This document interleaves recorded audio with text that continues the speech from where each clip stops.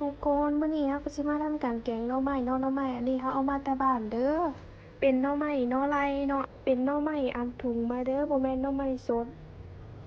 บ้านเฮาเขาเอิ้นหน่อไม้ดองนั่นล่ะ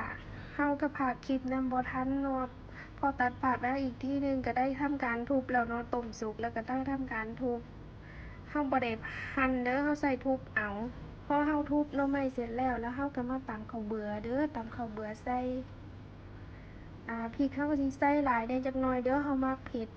ต่อมาเราก็มาเบิ่งอันใบยะนางกับเนื้อหมูเราเนาะเราบ่มีกระดูกหมูเราก็เลยใส่เป็นเนื้อหมูแทนเด้อต่อมาเราก็มาทำการตำปูแดงใส่เลยปูแดงนี่เราเอามาแต่บ้านเด้อเราเป็นคนไปขุดเองกับพี่เอื้อยเรามาแล้วเราก็นึ่งไว้แล้วก็แช่ฟรีซเนาะแล้วเราก็ยามเราอยากใส่เราก็เอาออกมาให้เพิ่นละลายหรือว่าเอามาตำเลยก็ได้เด้อเราก็มาตำมาใส่อันนี้เลยเราบ่ได้ทิ่มใส่เป็นตัวเด้อแล้วต่อมาเราก็มาใส่หน่อไม้เด้อทุกคนเด้อ ส่วนข้าวเบื่อเราใส่ไปก่อนแล้วเด้อเราลืมถ่ายให้เบิ่งแล้วเราก็มาทำการใส่น้ำปลาแดกผงนัวแล้วเราก็ใส่น้ำปลาพร้อมเด้อผงนัวแล้วแต่คนมักบางน้อยก็ใส่น้อยมักหลายก็ใส่หลายเด้อเราก็มีใบขะแยงนาโดนคักเนาะเราก็มาใส่แล้วก็